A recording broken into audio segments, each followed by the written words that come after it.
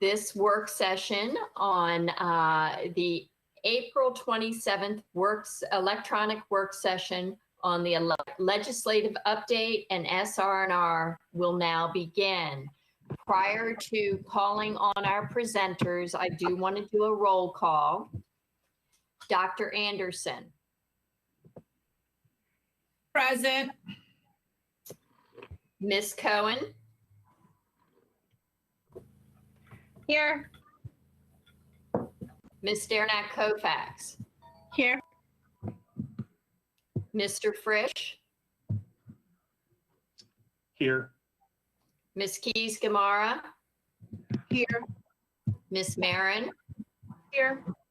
Ms. McLaughlin. Here. Ms. Omesh. Here.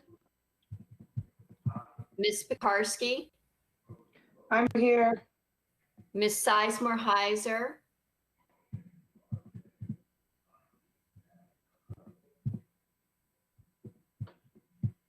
I saw her here, but Up there she you guys is. hear me? We saw her. Can you hear me? Now we can. Welcome, Ms. Awesome. Sizemore-Heiser. Thank Ms. you. Tolan. Here. Excellent. Thank you so much. We will now begin. Our first order of business is the legislative update provided by Mr. Malloy, who has been doing incredible work in support of one of the most jam-packed legislative sessions that I can ever remember. So, Mr. Malloy. All right. Good afternoon. Can you hear me okay? We can hear you. Fantastic. We don't see you. Well, actually, you're not going to see me. You're going to see a presentation, which I'm going to post in just a moment. Okay, there we go. Presentation up? Yes, sir, it is. Okay, Thank you. fantastic. All right, so good afternoon, everybody. I know this feels like this might be multiple lifetimes ago. However, the Virginia General Assembly just finished its 2020 session. Just as a reminder, and the presentation is intended to be kind of a recap of what happened. It's broken up into three different parts. One focuses in on bills that were very closely aligned or as direct response to your legislative program and your legislative priorities. Next section deals with bills that weren't necessarily on your position or priority list, but are aligned or at least fairly closely aligned with FCPS policy and practice. And then the third section of the presentation deals more with bills which have either a policy or a fiscal impact on the school system and will require some action on our part to make sure that they're put into place.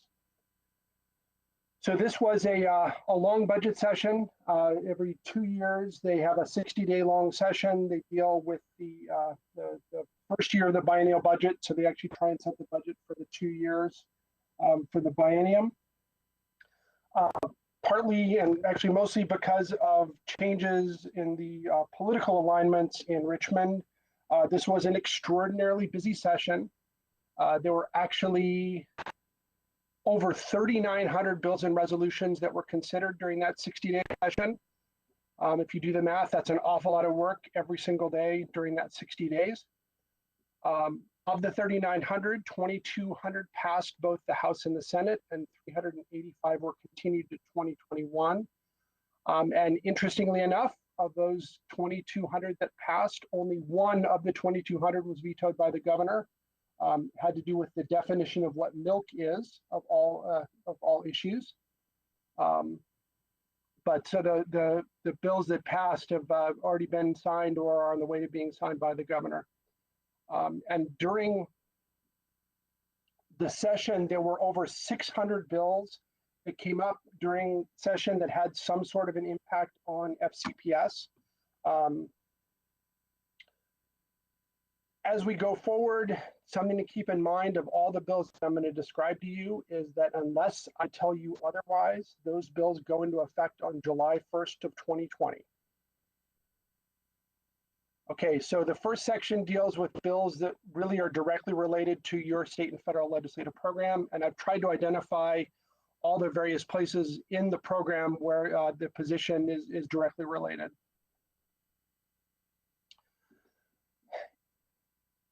In an ordinary budget year, the caboose budget would simply be kind of a pro forma, update the formulas type of exercise.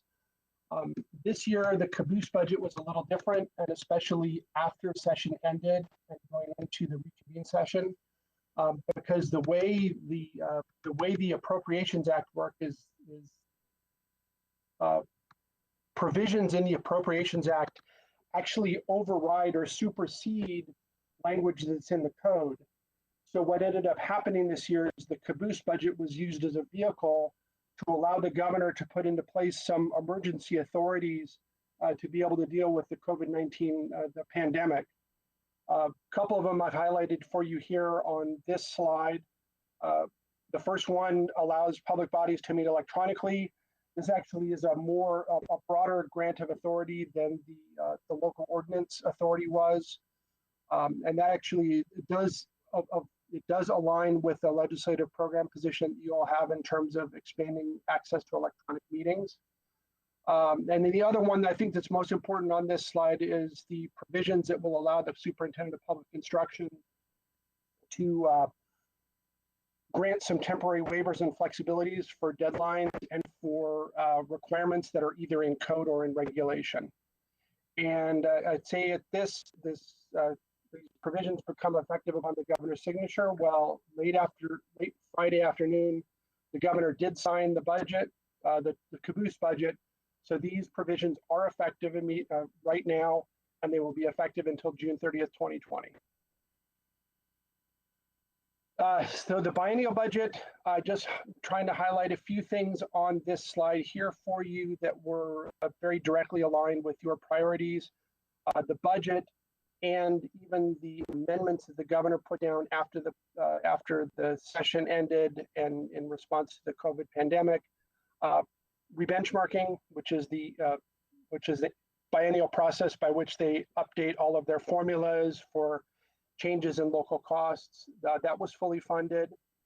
They did fund an increase in the English learner teacher ratio. That will be effective both in FY21, and then another bump will occur in FY22. A couple of provisions dealing with pre-K funding, and also how localities may allocate pre-K BPI slots based on locally established eligibility criteria. And then the very last piece on this bullet is a requirement that any jurisdiction that has an academic year governor's school will have to set diversity goals for both its student body and for the faculty in that governor's school.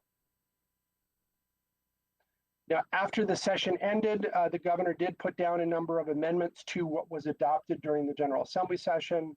The budget carries forward the remote meeting and the superintendent of public instruction flexibilities. So those will not expire as of June 30th. Those will continue on in past July 1.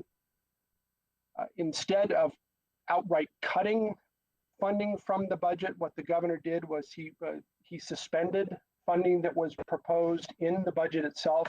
It's a process called unallotment. And I highlighted here a number of places where you all had either a board priority or a board position related to funding that had been unallotted. So you can see there were a number of items that were on your priority list that were funded during the General Assembly session, but then kind of fell by the wayside because of the unallotment process.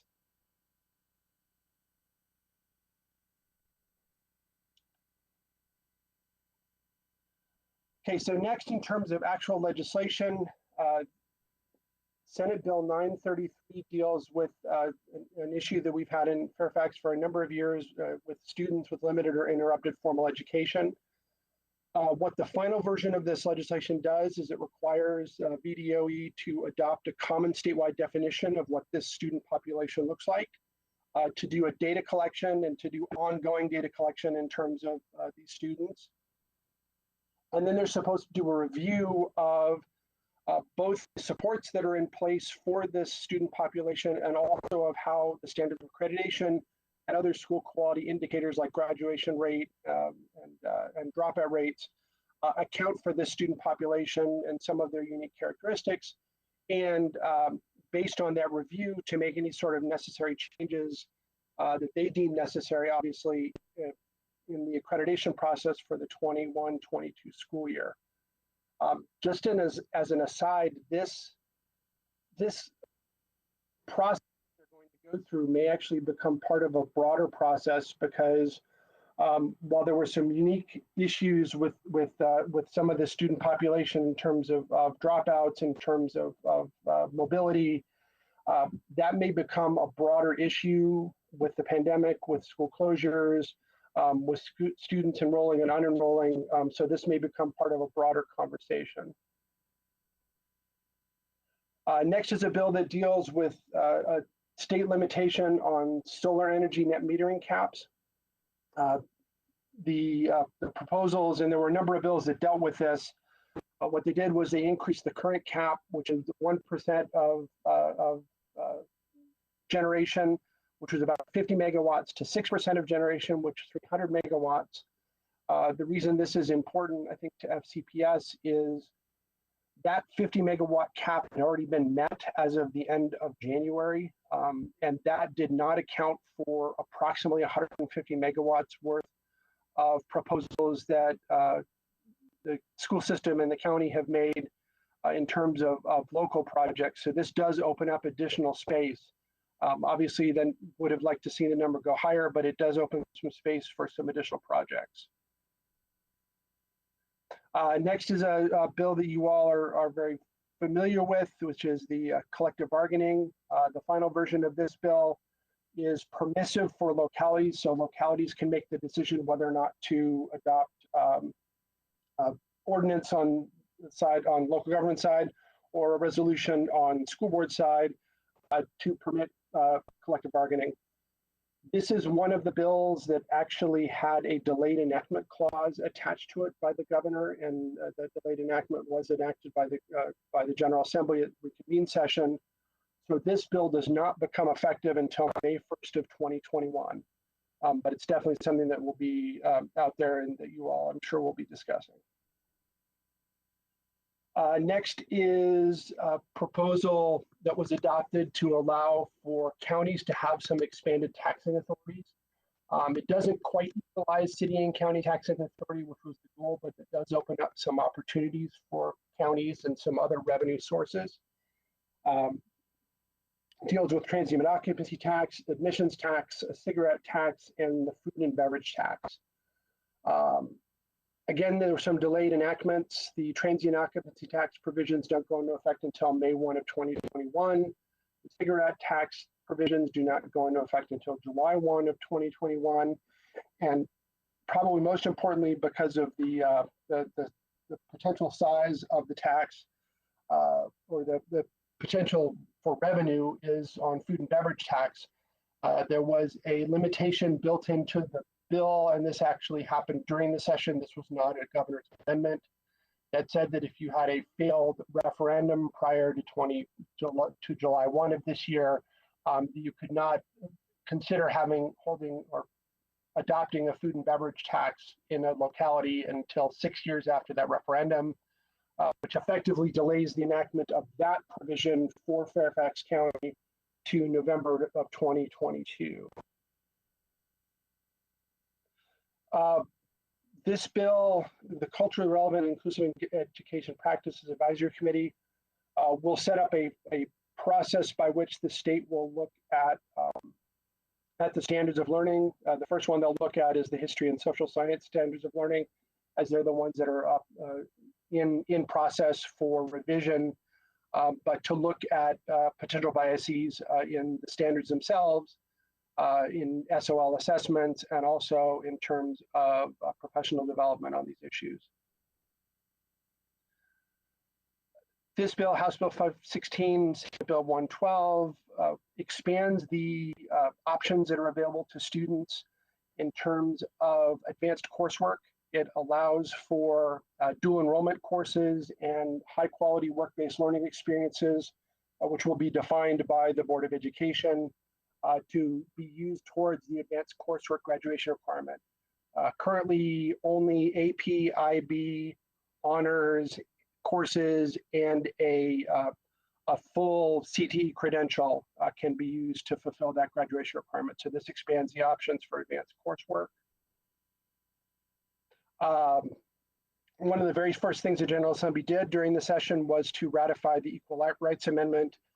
This has been an issue, obviously, for a number of years, and broadly speaking, has been in existence for multiple decades. Practical impact of this is still unclear, but Virginia did become the latest state to ratify the amendment.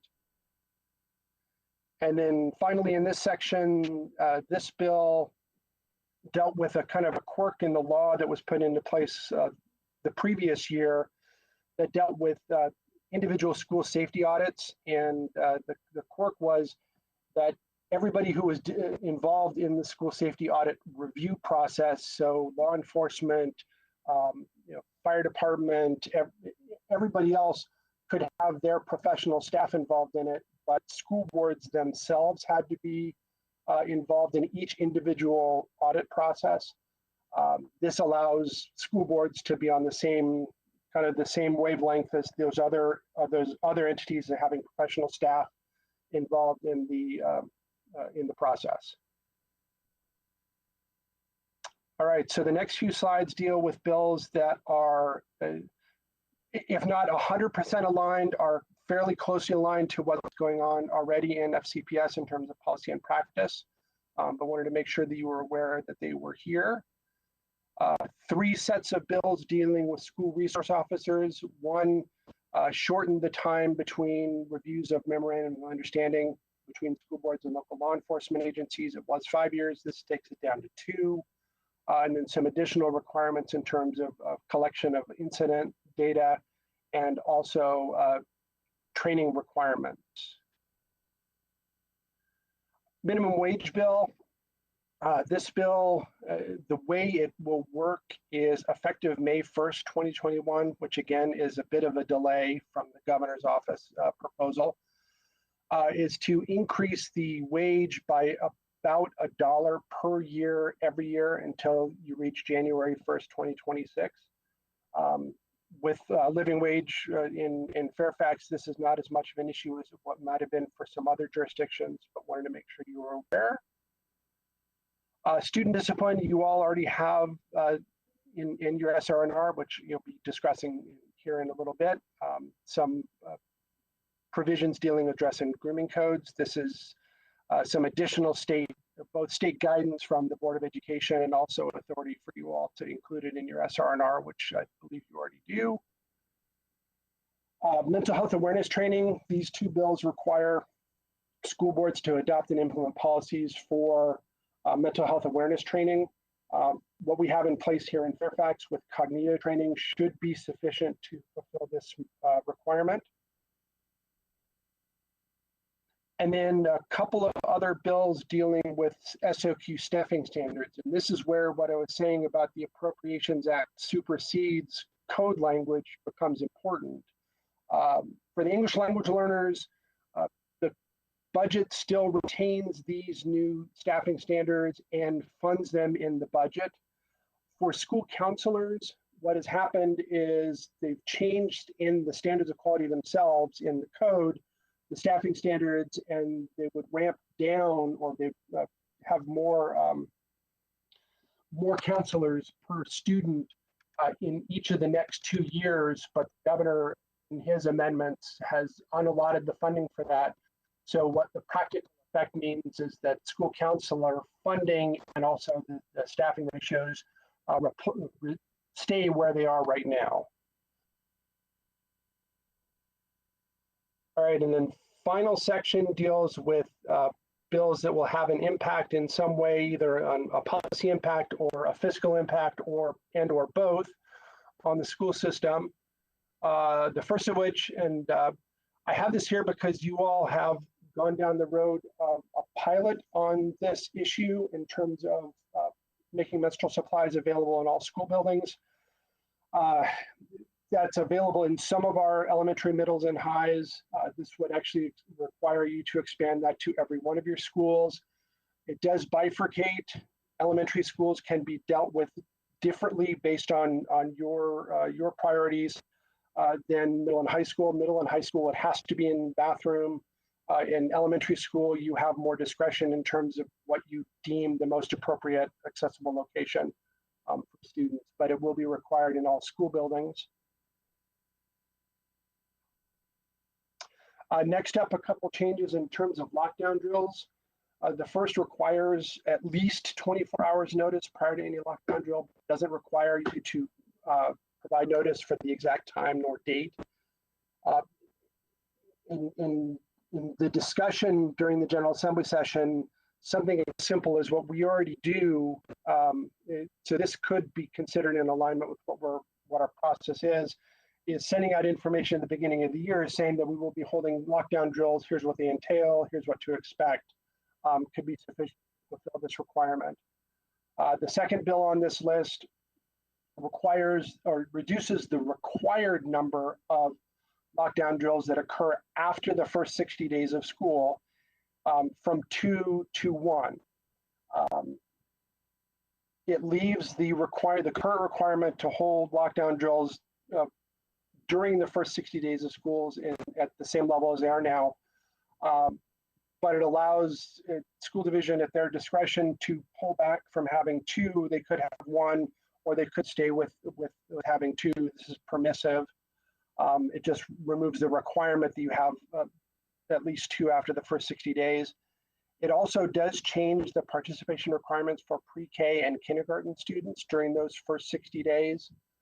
So they will not be required to actually participate in lockdown drills, which will require some local changes in terms of how lockdown drills are conducted. For student discipline, 2 bills that I wanted to highlight. I think you've had some discussion, or you've at least seen some information about both of these. The first one deals with the criminal charge of disorderly conduct, and it says that it essentially says that criminal charge cannot be brought if what would be considered disorderly conduct actually happened on school grounds or on a school bus. So it leaves that disorderly conduct, it's not a law enforcement issue, it's a student discipline issue, and it makes it clear that it remains a student discipline issue. And then the second bill on here deals with a school principal's requirement to report certain incidents to law enforcement.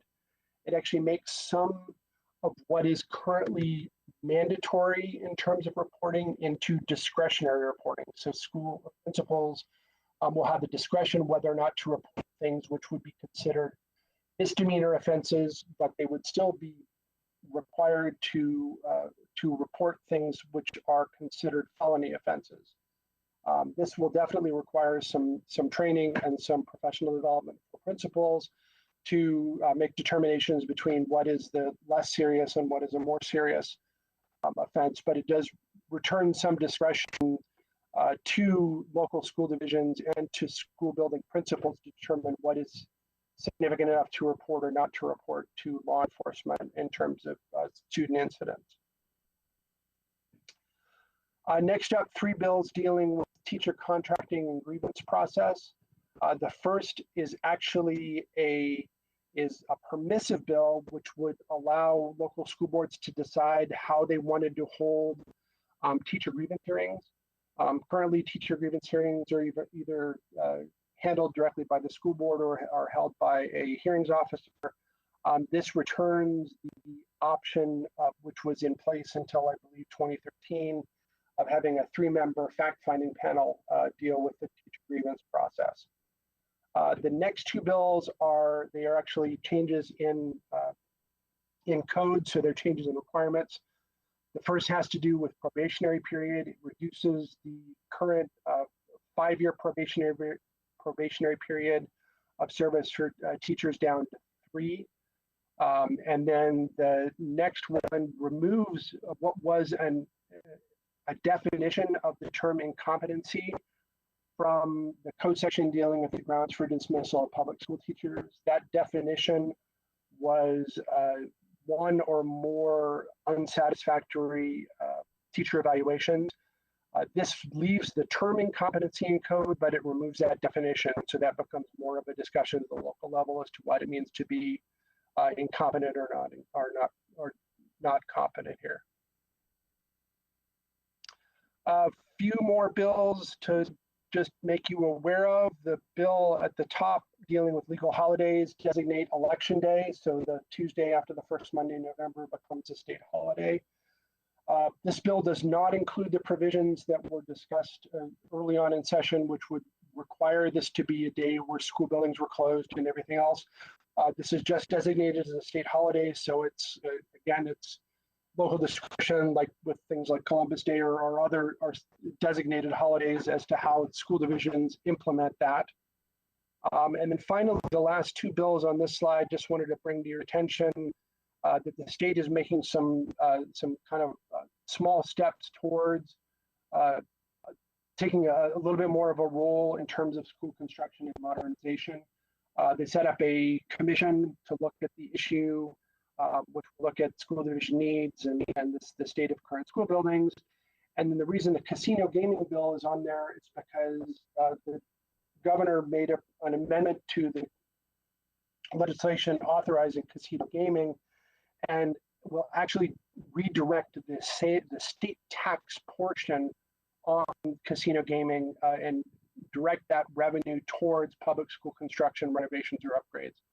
So these two kind of will become part and parcel because this casino gaming funding will become one of the sources of revenues that maybe look at that commission on school construction and modernization and how that's allocated to localities.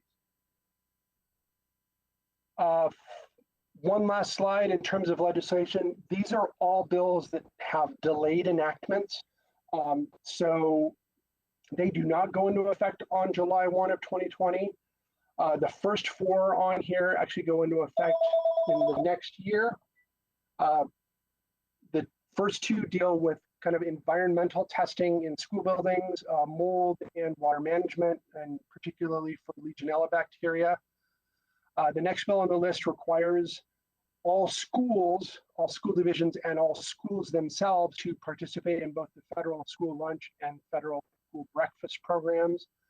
That's important for Fairfax because we do have a few schools in Fairfax County which do not currently participate in the school breakfast program. So that would become a new requirement by July 1, 2021.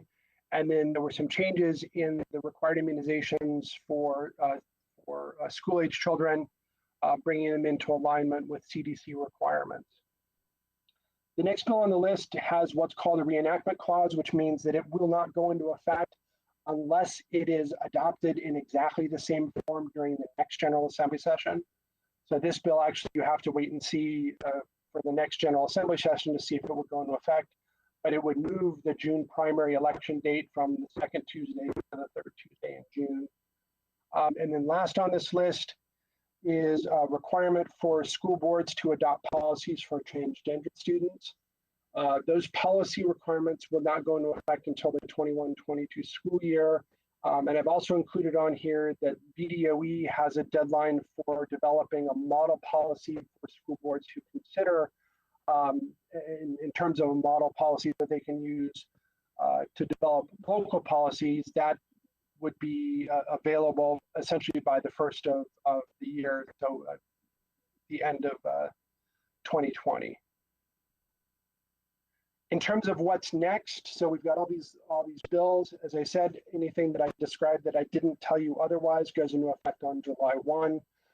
So we, on the staff side, I've already started to have conversations with staff in terms of implementation, in terms of possible changes in policy, in terms of possible changes in practice.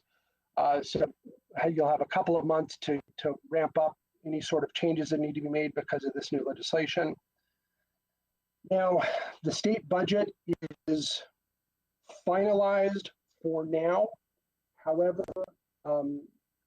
during the, even prior to the reconvened session, there was a lot of discussion that it is very likely that the governor will ask for a revenue reforecast after the end of the fiscal year, which would be July 1. Based on that revenue reforecast, depending on what the revenue forecast looks like, that may require there to be further changes to the 21-22 biennial budget. If you're an optimist, then maybe the funding that was unallotted can be reconsidered. If you're not as much of an optimist, that may require some additional changes in the budget in terms of reductions. The picture obviously is extraordinarily unclear with businesses still being closed, with federal legislation still being unclear in terms of how much federal aid will be available. But that's just something to be aware of, that you all need to know that it's likely on its way. And then, as hard as it is to believe, pre-filing for the 2021 session begins Monday, July 20th. And with that, I will go ahead and end the presentation. That's as much as I have, and more than happy to answer any questions. Michael, that was an incredibly detailed presentation of what happened during the last legislative session. And it's amazing that 2,200 bills can be summarized in 28 slides. So thank you so much for not only all of your excellent work while you are in Richmond on behalf of not only Fairfax County Public Schools, but I know many of our colleagues in neighboring jurisdictions depend on your expertise. So we appreciate it. We do have a couple of questions from board members, and I want to let board members know that we have scheduled until 2:30 today to have this discussion. And with that, I have Dr. Anderson, followed by, and actually I'm going to have Ms. McLaughlin speak first as the liaison to the state liaison, and then I will go to Dr. Anderson, followed by Ms. Tolan. Ms. McLaughlin? I appreciate that, Ms. Corbett-Sanders. I actually prefer to listen to my colleagues and then speak. So please go ahead with the cue. Thank you. Great, thank you. Dr. Anderson, followed by Ms. Tolan. Oh, thank you so much.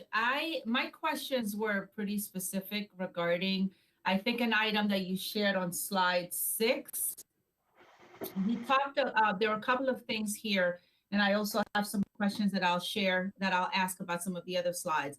The suspension of the VDOE funding for the Virginia Learner Equitable Access Platform. Can you speak a little bit more about that? And then what impact does that have to us? Well, the Virginia Learner Equitable Access Platform is it's actually something that's in development by the state, and it would be a statewide learning management system, which obviously has become far more important given the amount of time that everybody's spending with distance learning. This funding was suspended. There was some planning funding in FY21 and a larger portion of funding in FY22 to actually put this statewide learning management system in place. The discussion during the General Assembly session, and I think also with the Superintendent of Public Instruction, there were still any number of details to be worked out in terms of, is this intended to be a statewide learning management system that would supersede what localities have in place? Would it intend to be interoperable with what local school divisions have in place? And actually, the Superintendent of Public Instruction is supposed to convene a work group to look at this and to bring some stakeholders together in terms of determining what the best way to adopt this would be. But that's really what this was. This funding was aimed at, was to adopt a statewide learning management system. And I think that's my question, because we are in this light where distance learning has become the conversation. I'm surprised that this is something this is funding that has been suspended. I wonder, would there be any expectation that the local divisions would would add to this in any way or be responsible for their version of this? I'm not certain that you can necessarily read into the suspension of the funding. It may very well be that the determination is made that even more funding is required to develop something statewide. I think this was set aside as part of the initial budget balancing process, but would certainly be something that would come back and would be discussed if the General Assembly were to come back for a reconvened session. Thank you. My other question is regarding the diversity goal. I believe it is slide 6. If you could share a little bit about that. I'm sorry, it is slide 5. That's a slide immediately preceding that one. There's not a lot of detail, and I think we'll be provided some guidance by VDOE in terms of what this actually will look like. But it was relatively general language that was included in the budget that requires any academic year governor's school to look at diversity issues, to look at governor's school admissions, governor's school programs with inequity funds. I think we'll be getting more guidance on that, hopefully relatively quickly. But obviously, given everything else that is going on, this may be something we may need to wait a little bit in terms of getting more details on. Okay. And my next question, and you're breaking up just a little bit, at least for me. I just wanted to make sure you knew that. On slide 7, where we're talking about the students with limited or interrupted formal education, the third bullet that talked about standards of accreditation. Say a little bit more about that, please, in terms of what should we be expecting would be the responsibility of the school divisions as per this evaluation. In terms of the responsibility of the school division, I think there would be 2 responsibilities. One would be to provide some input to VDOE in terms of what a definition of the student population might entail. I know that different school divisions have different, they measure this student population slightly differently. So that would be one place where we would want to have some input with them. Obviously, in terms of data collection, they're going to want to pull data from localities in terms of academic achievement, in terms of how long these students are enrolled, how, what their dropout rates may look like. And I think that'll be the big conversation, is with how the state calculates things like dropout rates, with how it incorporates students who have greater mobility into some of these accreditation measures. That'll be a discussion. I believe they're required to have stakeholders involved in the conversation when they look at how those different rates are calculated, whether it be dropout, whether it be graduation. And really this is focused, I think, more on non-academic achievement side of the indicators. The academic achievement side is there are some flexibilities built in on the academic achievement side, a little bit more so than on the non-academic achievement side. I'm not sure if I have any more time, Ms. Sanders, Corbett Sanders. Yes, you do. Go ahead. Okay, my next question is regarding the English language learners. For some reason, I did not write the slide number where you talked about the ratio. Thank you, going from 18 teachers per 1,000 to 20 positions per 1,000. Talk about whether or not there is any financial support to make this happen, or is this a school division expectation and full responsibility? This is actually this is still funded in the governor's budget. So currently the English language learner student teacher ratio is 17 positions per 1,000. In the first year, it bumps it to 18.5, and in the second year, it bumps it to 20,000. Fairfax is already staffed close to or above 20 per 1,000. So what this does is this provides some state funding for things that you're already funding entirely locally. Okay, thank you. I think those are my questions for right now. Thank you so much, Dr. Anderson. Ms. Tolan. Hi, just a couple of quick questions. Thank you for putting together this comprehensive report. It's been, as you mentioned, with the number of bills moving through, it's been really hard to keep track of what passed and what didn't pass and what was happening. So this is awesome. I just want to make one quick comment. We're super excited, of course, here in Fairfax about the solar energy net metering cap being raised so that we can move forward with our purchase power agreements that we have been working to get set up so we can install our solar panels and start saving some money on our energy bills. Kind of along with that, I wanted to ask about the, if you had any more information on this Commission on School Construction and Modernization. I'm wondering, I know in some states they have commissions like this, and then they, as part of what they're looking at, they sometimes make requirements for, LEED certification or CHIP certification or something like that. And I didn't know if you had any sense of whether this commission is mainly to focus on general maintenance around the state and making sure, schools have basic needs, or if it's going at all beyond that. I believe it will actually address both.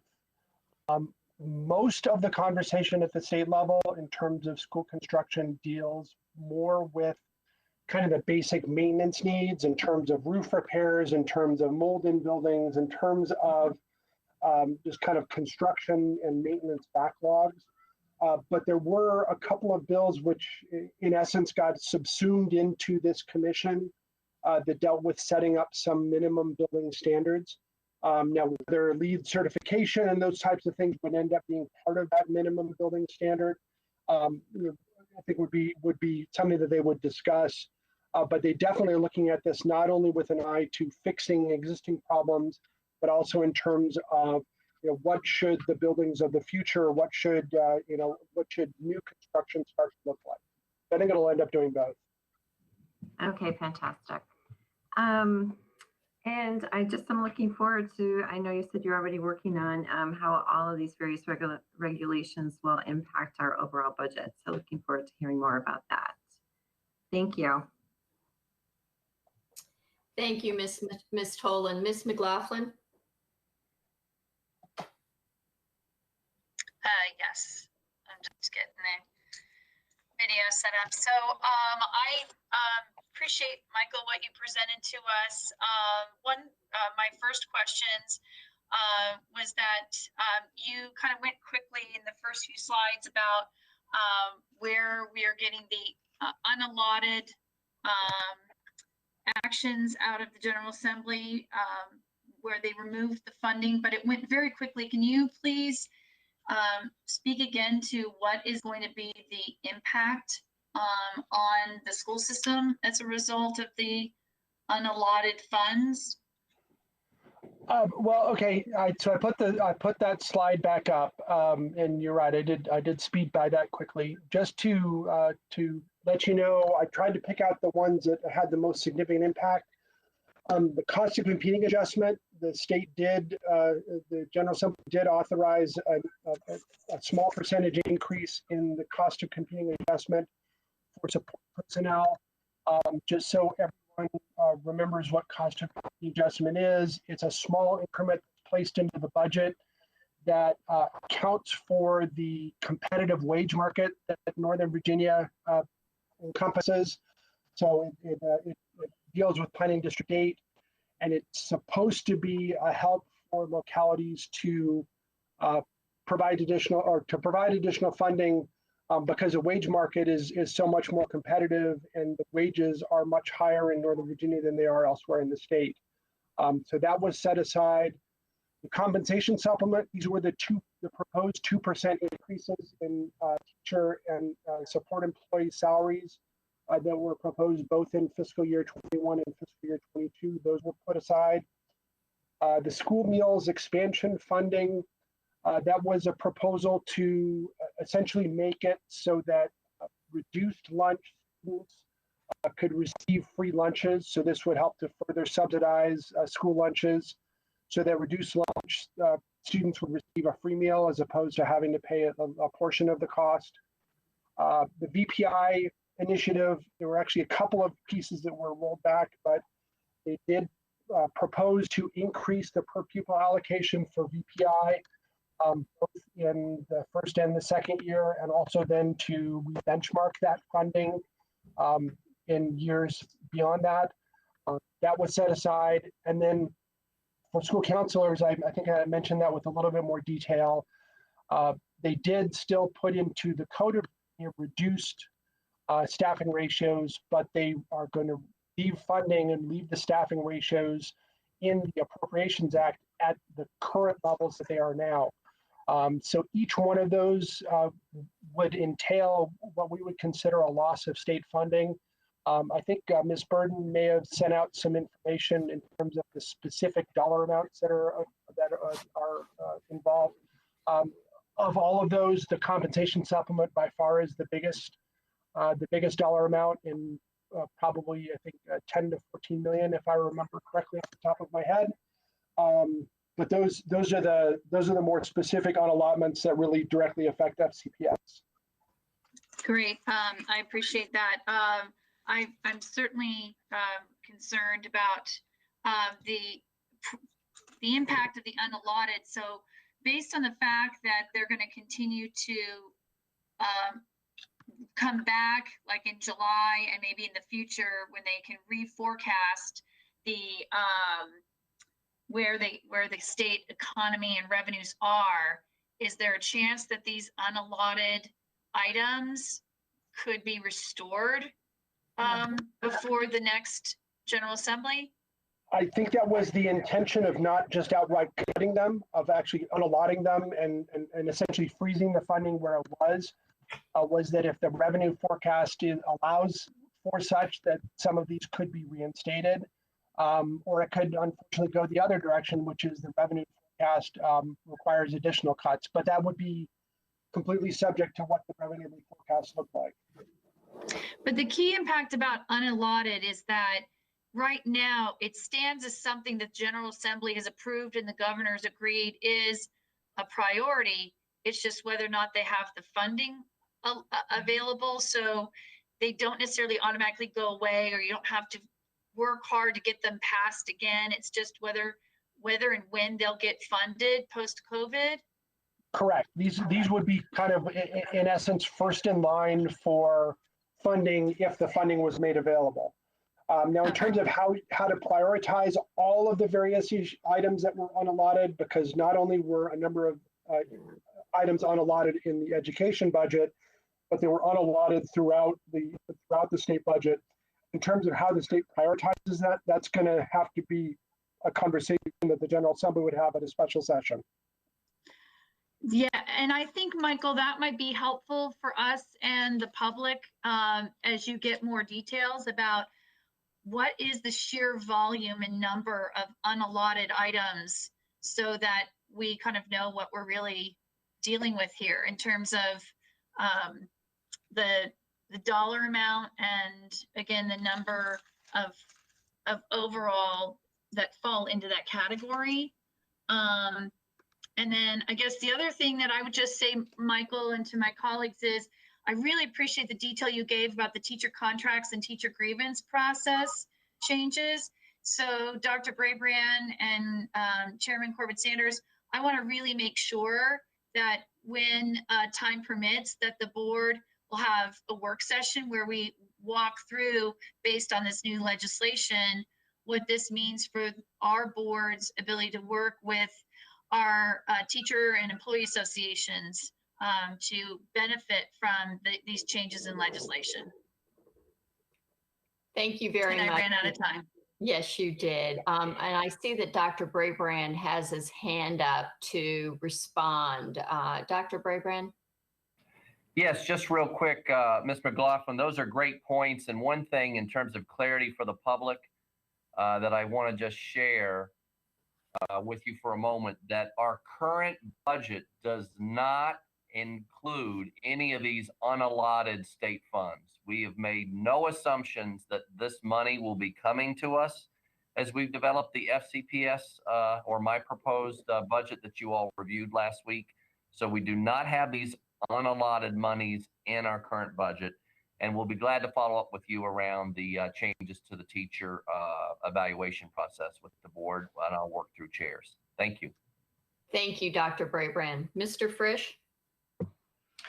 Thank you. And thank you, Michael, for keeping us well informed during this complicated process over the last few months. I know that this is a bit out of the ordinary. So I appreciate the emails you've been sending over the last several weeks about where things stand. On slide 7, for students with limited or interrupted formal education, this is one of the issues that board members have been talking about as an area for needed improvement. The 4th bullet indicates that this will be completed in time for to be implemented for the next school year. Or for the 2020-21-22 school year. In terms of sequencing, when does that mean it has to be ready to go? Well, it actually has to be in place in time for the 21-22 school year accreditation. So it actually is a little bit further. Yeah, it's further in the future than it sounds like, because obviously for that school year accreditation, that school year would have had to have completed. So the accreditation rating for that school year. I think the intention is for this conversation to happen quickly.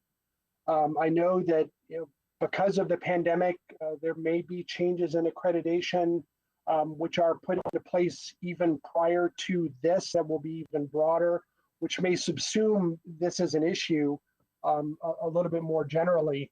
But I would say that their conversation will start soon after July 1, because they know there's going to be a little bit of time to get stakeholder input and do the data collection.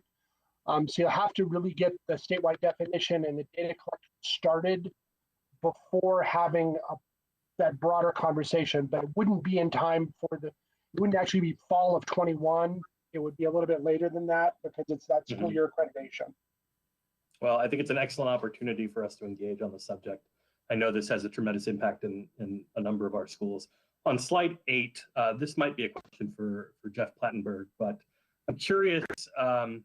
Yes, we want more than 300 megawatts for the cap, but is that sufficient for what is on our plate currently with the solar panels and electric buses on the way? I think my understanding is that the sum total of the entire proposal from Fairfax County, which included the schools proportion, was approximately 150 megawatts. So yes, it would fit under the cap, but it would fit under the cap as it exists. But obviously, there's going to be competition from other potential projects. But yes, it would. That full project would fit under this new cap. And so that really lights a fire under our tails to get this going and in completion, so that we're not losing out to other projects. Okay. Slide 9. It'd be great if you could walk through what the collective bargaining process would look like in action, how it starts in a locality to completion. To be quite honest, I'm not sure anybody has an answer to that yet. One thing that I did not include on here, which will happen at the state level, is that there was a separate budget proposal or budget provision that requires the state to convene stakeholders to look at statewide collective bargaining. So for public employees in general, that's a little bit far afield from what you all will deal with at the local level. However, that might be an instructive conversation in terms of what sort of structures need to be put into place to be able to deal with collective bargaining at a local level.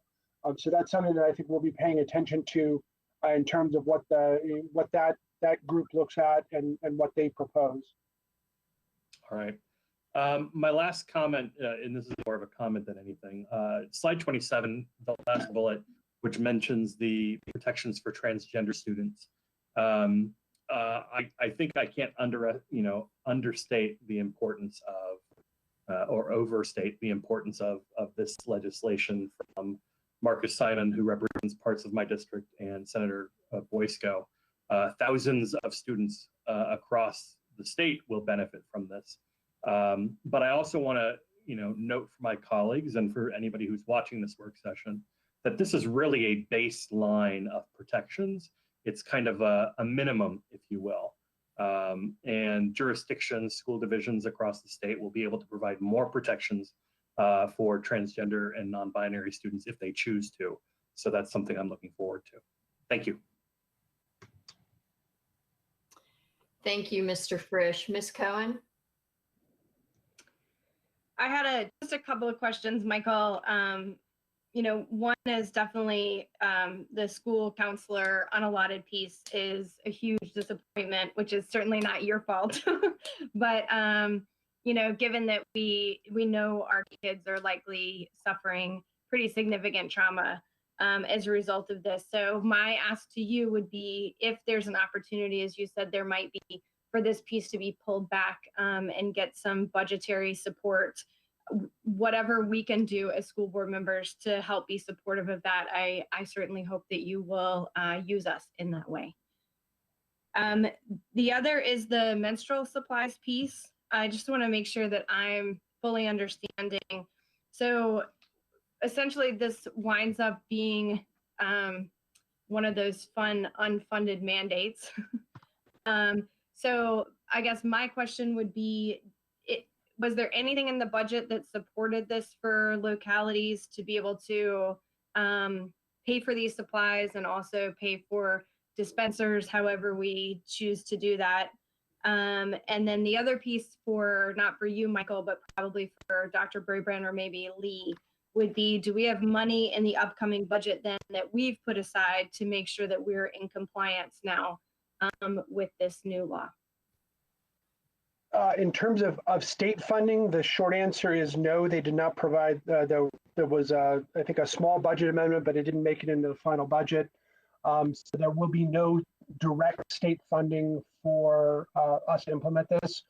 There were some flexibilities that were built in. The original bill required tampons and pads in bathrooms in all school divisions. So there's a flexibility. It's either tampons or pads.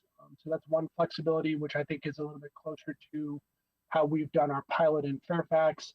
And then again, that bifurcation between how elementary schools are dealt with versus how middle and high schools are dealt with. But no direct funding. And Ms. Burden, can you respond perhaps using the amount of money that we put in last year's budget as a benchmark for this bill? Yes, my understanding is that we included $200,000 at year end to fund the pilot program. And of course, the pilot program has been shortened because of the COVID-19 crisis.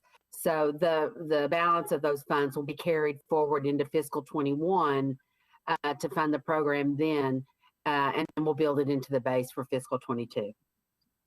And do we have a sense, Ms. Burden, maybe from our principals' feedback about the pilot program, how it worked? I heard some discussion about whether the permanent mounted dispensers, it sounds like maybe there were more problems with those, which are much more expensive than the, plastic kind of rolling cart. Do we have a place that we're kind of capturing all of that to be able to inform us going forward in making those kinds of decisions? Ms. Cohen, I'm going to actually ask Ms. Johnson to respond to that because she was the lead on rolling out this trial. All right, thank you. Sure. Ms. Cohen, we are gathering the information for this year. We have had some challenges across multiple schools of vandalism related to both the dispensers, the plastic ones, as well as the wall-mounted ones.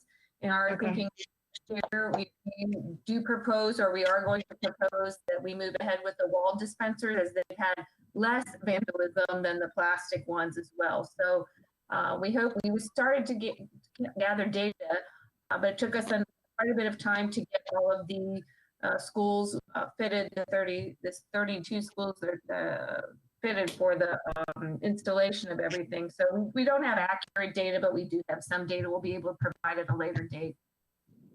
Okay, thank you so much, Ms. Johnson. That's all for me, Ms. Corbett Sanders. Thank you, Ms. Cohen. Ms. Sizemore Heiser? Hi, thank you very much. And I really appreciate this very detailed and very succinct as well, which is a very tough balance to walk summary.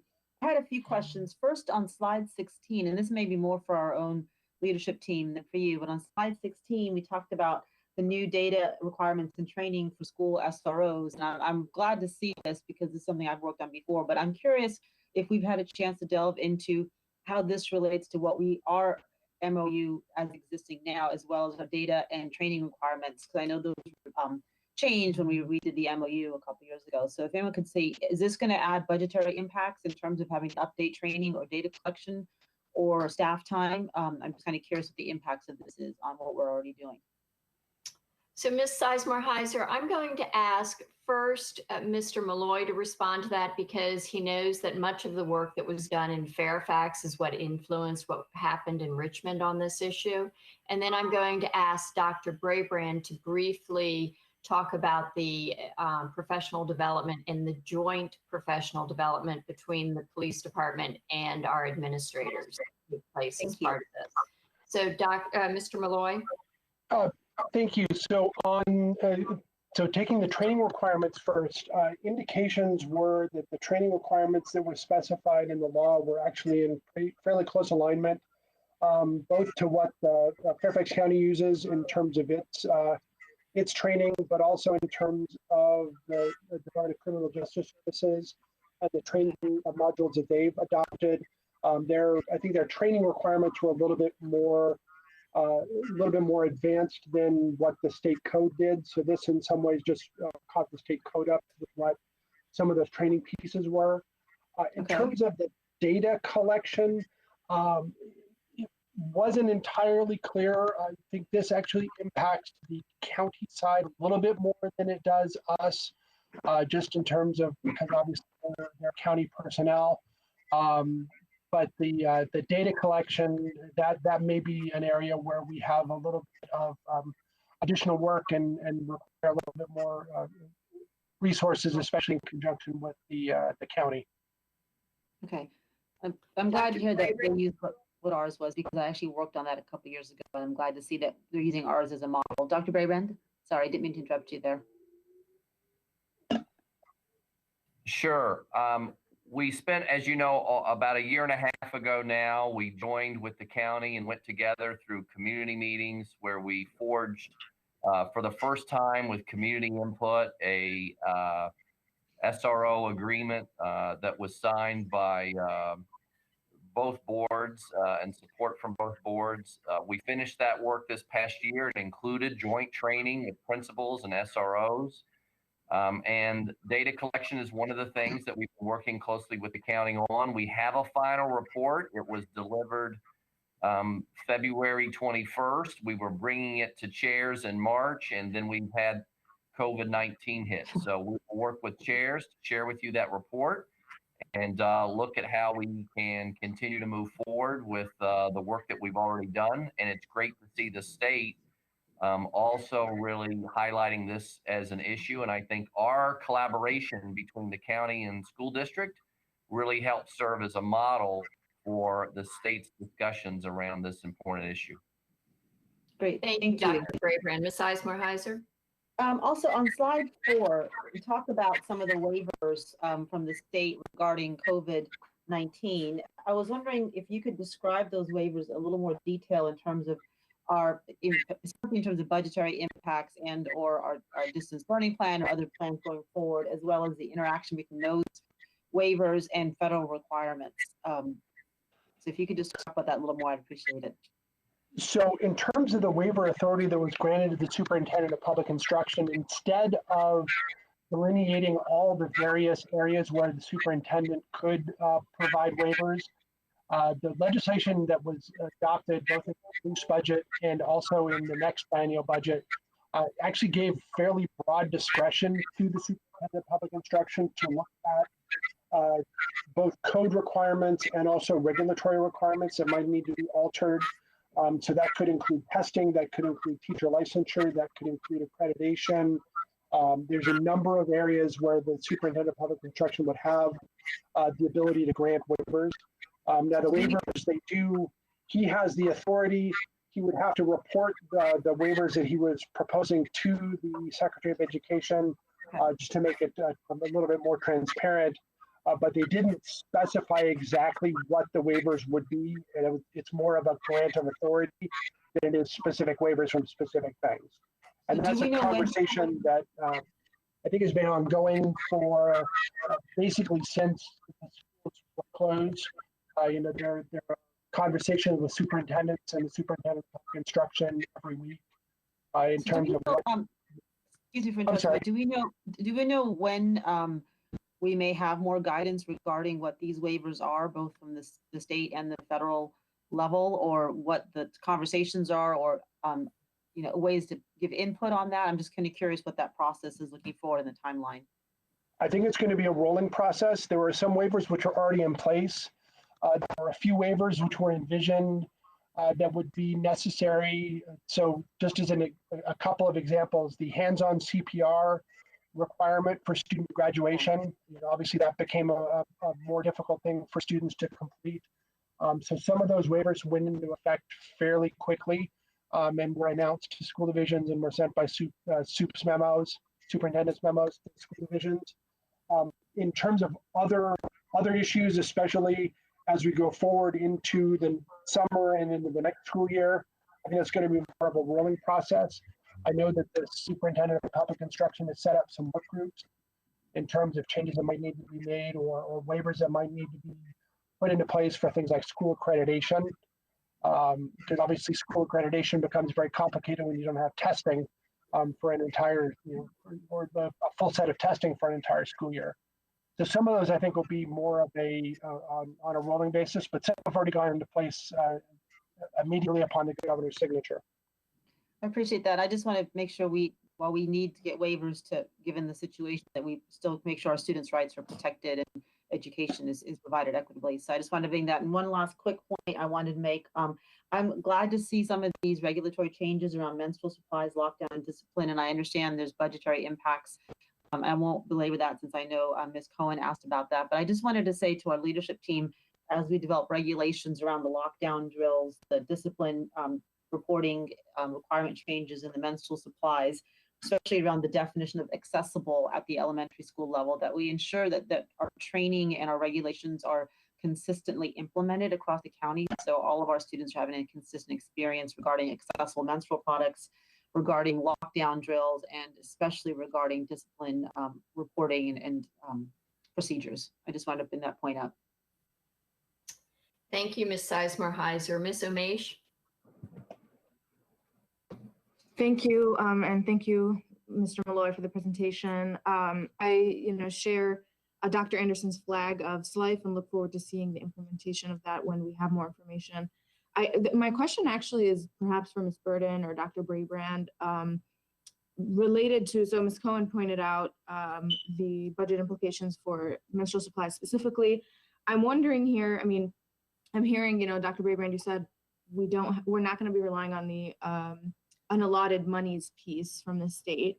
But considering that we're currently planning for FY21, and with the COVID impacts and our prioritization of what initiatives we're going to put forward, while hearing the state changes regarding counselors, ELL supports, pre-K and whatnot, even if they're coming down the pipeline, or even the water management piece, which is planned for FY.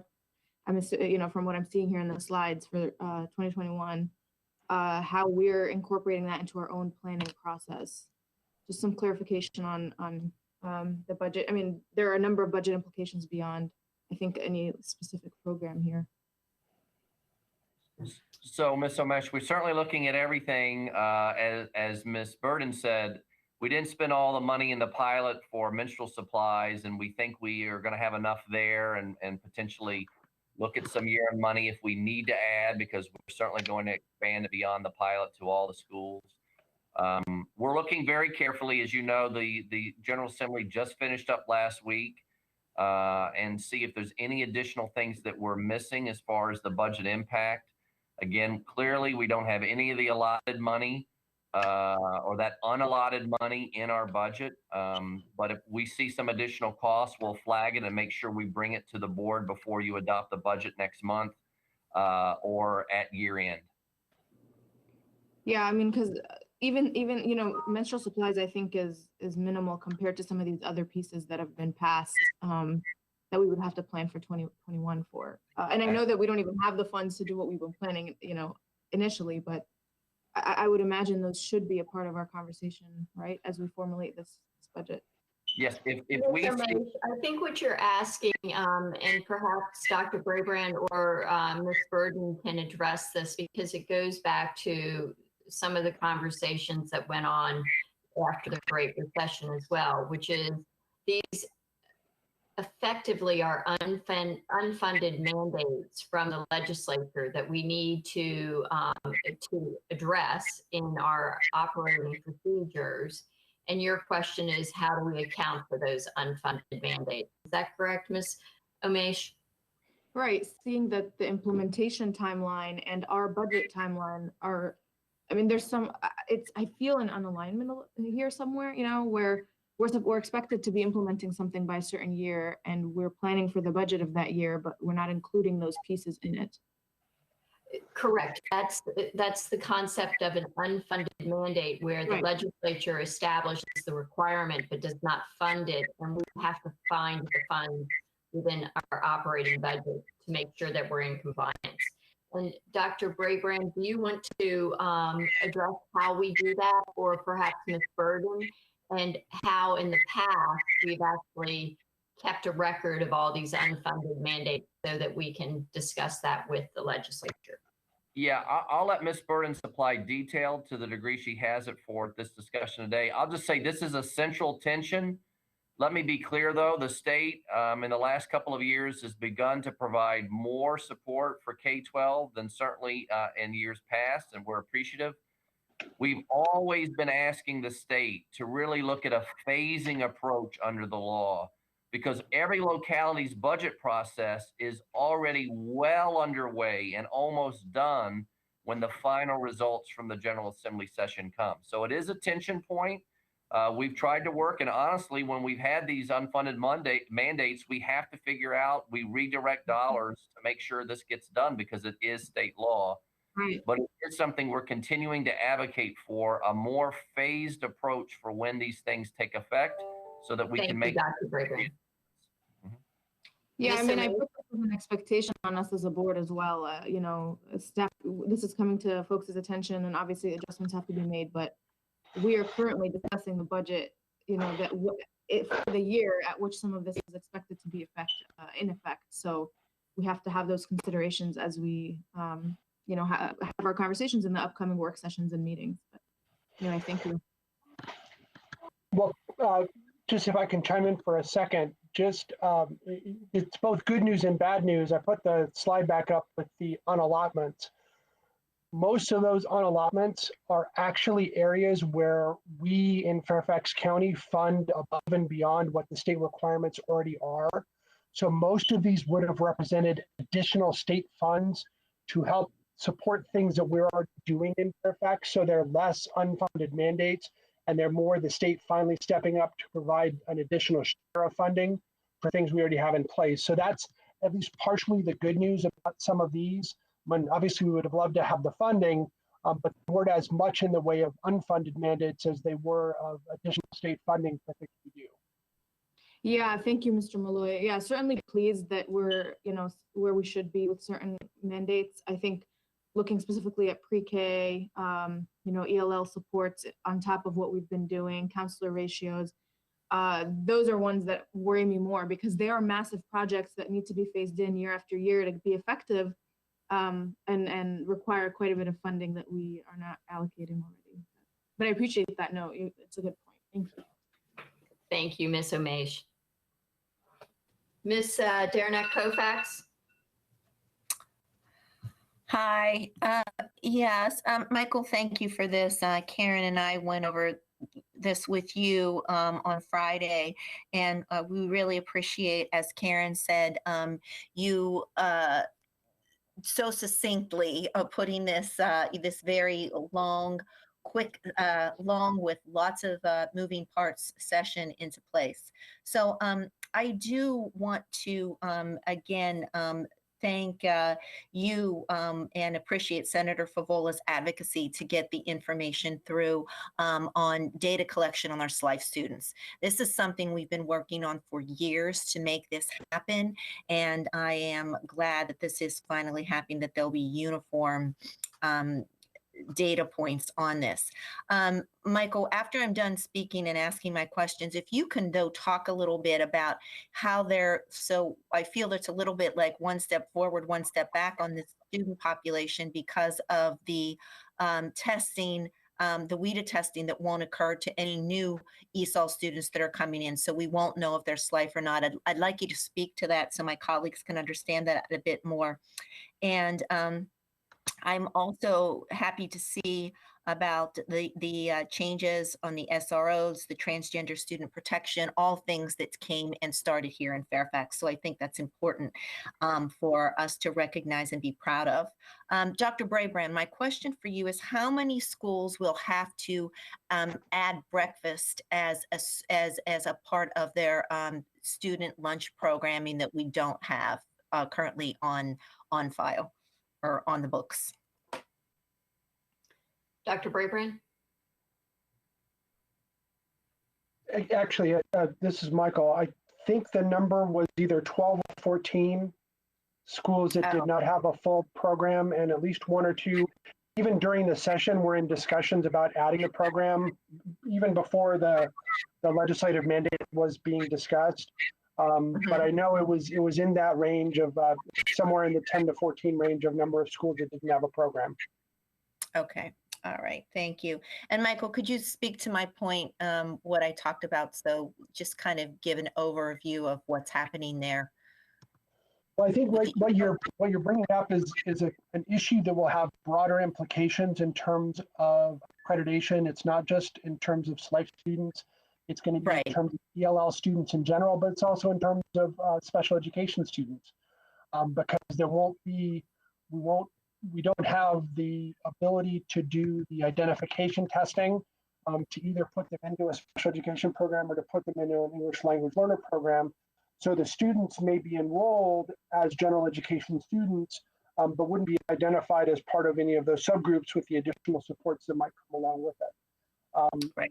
I think that concern is tempered by the fact that because testing has been suspended and because other items that will go into school accreditation has been suspended, it may not have, because both things have been suspended at the same time, it may not have as much of an impact on accreditation. I think what you're going to see, though, is on the dropout and on the graduation rate side, is that it is entirely possible that some students, we may simply lose track of them through no fault of anybody's, through no fault of anybody's process, but simply because of the vast change in people not being present physically, being able to keep track of student mobility may become a little bit more of a challenge for us. Great. Thank you. Thank you for highlighting that. I appreciate it. That's all I have. Thank you very much, Ms. Derenak-Kovacs. And I'm glad you referenced the number of those initiatives that actually began here in Fairfax and have now will be migrating across the state because of the leadership here. Ms. Pekarsky. My questions have all been addressed now, so I took my hand down. Thank you. Okay, excellent. Thank you very much, Ms. Pekarsky. Ladies and gentlemen, we are about 20 minutes behind. So I am going to give everybody just a 5-minute break, and then we will move on to the SR&R presentation, which will begin with an introduction, I believe, by Dr. Duran, and then go to Ms. Johnson. So we will reconvene at actually at 2:55.